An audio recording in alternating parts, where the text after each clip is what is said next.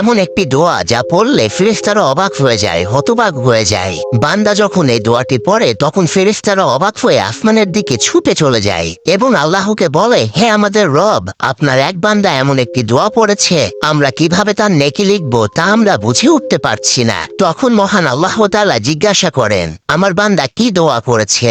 যদিও আল্লাহ তাআলা এ সম্পর্কে আগে থেকেই জানেন, তবুও তার ফেরেশতাদেরকে জিজ্ঞাসা করেন। তখন ফেরেশতারা বান্দার সেই দোয়া সম্পর্কে বলে। তখন আল্লাহ তাআলা বলেন, আমার বান্দা যেই দোয়াটি করেছে তোমরা শুধু সেইটাই লিখে রেখো, তোমাদের নেকি লিখার দরকার নেই, কেননা এর পুরস্কার আমি আমার বান্দার সাথে পরকালে সাক্ষাৎ করে নিজেই দান করব।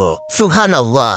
আর সেই বিশেষ দোয়াটি হচ্ছে, ইয়া রাব্বি লাকাল হামদু কামা ইয়ানবাগি লিজালালি ওয়াজিকা ওয়াইজামি ফুপানি। এই ছোট্ট দোয়াটি অবশ্যই মুখস্থ করে নেবেন, কেননা এর পুরস্কার আল্লাহ তাআলা আপনাকে নিজেই দিবেন। ভিডিওটি শেয়ার দিয়ে অন্যকেও পড়ার সুযোগ করে দিন।